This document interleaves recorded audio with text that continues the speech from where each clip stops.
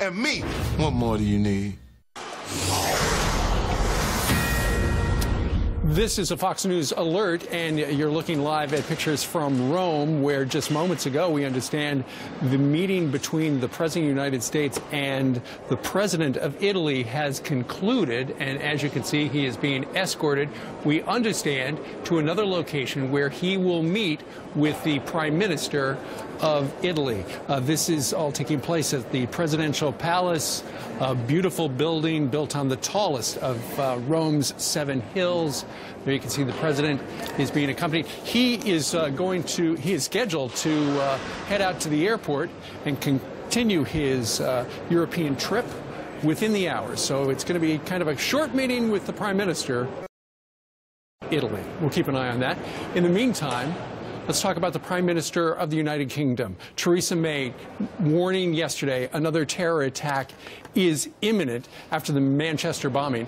And on Fox & Friends yesterday, the man who killed Osama bin Laden, Rob O'Neill, says this could be just the tip of the iceberg.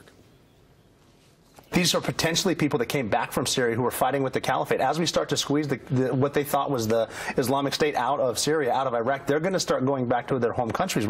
We need to be watching this. There needs to be a certain type of profiling that goes on with these types of people, both men and women, because these brides of the jihadis, they're in there too. The cubs of the caliphate, who are the kids.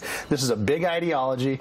They all believe in it more than they believe in anything else, and they really want this to happen. They want to take over the world and destroy it.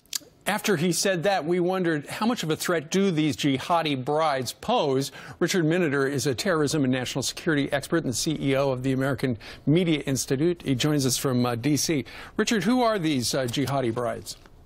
Well, they range. There's roughly 80 to 100 of them from the UK and other English-speaking countries around the world. Not too many Americans that we know of, but they tend to be teenagers or women in their early 20s who've left their families and have traveled through Turkey into Syria or into Iraq and found themselves married to ISIS fighters. Sometimes those fighters have been killed or those men have been displaced, and those women have been sent home. Now, of course, with passports, British passports, German passports, Canadian passports, they can't be legally stopped from entering the country.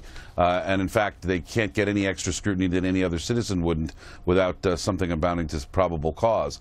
So for ISIS, they make great potential spies for surveilling targets or passing on information or for establishing safe houses or anything that ISIS needs. So you're absolutely right. I mean, these ISIS brides pose a significant threat. Sure, especially with those Western passports. What do you make of reportedly they're planning for ISIS's last stand? What does that mean? Well, certainly ISIS is losing territory in the Syria-Iraq region. But I don't think it's fair to call it the last stand, because ISIS has been able to convert large amounts of Afghanistan, Pakistan to its cause away from the Taliban and Al-Qaeda. There's ISIS presences, sort of islands of misery throughout North Africa. Okay. So it's not the absolute last stand. It's interesting stuff. Richard Miniter, we thank you very much. Our time is short today because of the President's visit to Italy. Thank you, sir. Thanks, Steve. All right, and we're going to continue our coverage, historic coverage of the President's visit. There he is with the Pope. Coming up, we're going to hear from Mike Huckabee, Michelle Malkin, and Senator Rand Paul. My day starts well before I'm even in the kitchen. I need